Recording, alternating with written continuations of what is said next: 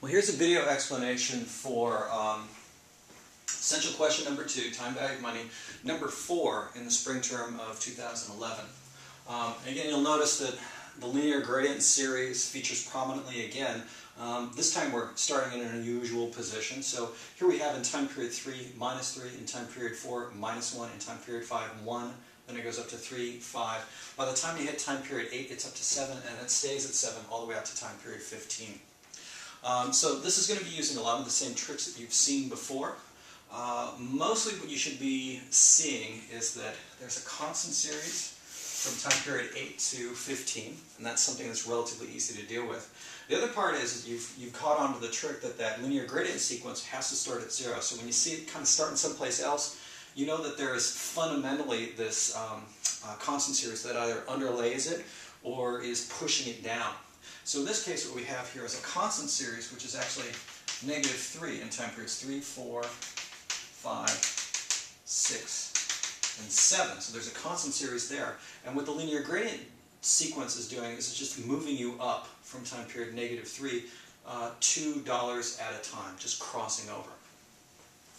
So let's go ahead and think of it first as this present value of that constant series, the one right here that sits under the linear gradient, and we'll figure out what the n is supposed to be and how it's shifted in just a bit.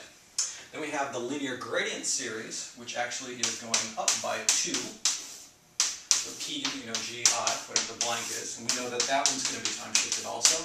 And then finally this constant series that goes from time period 8 over to time period 15, which is 7 high.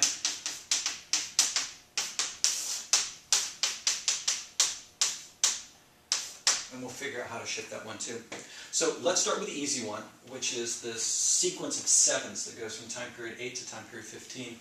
Figuring out what the n is, you count the number of non-zeros. 1, 2, 3, 4, 5, 6, 7, 8. I hope I counted that right. 1, 2, 3, 4, 5, 6, 7, 8.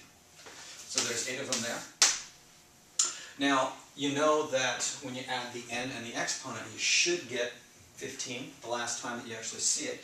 So I'll put a 7 there, but just to work through the logic, the numerator takes all this values, 8 from 15, and dumps it at its relative 0, which is 7.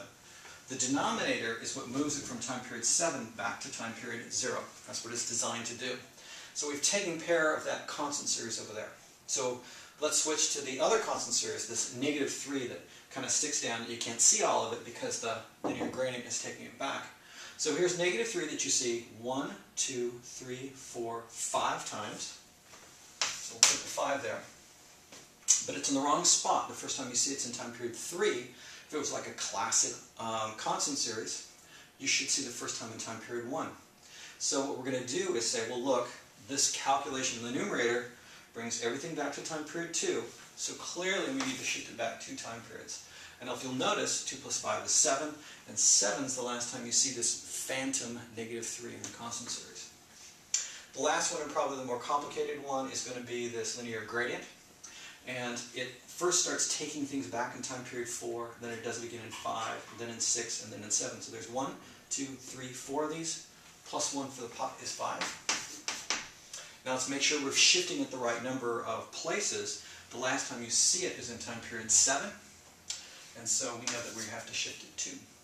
So again, the first time you see it is in 4, and that should be like time period 2 for linear gradient. There's time period 1, there's time period 0.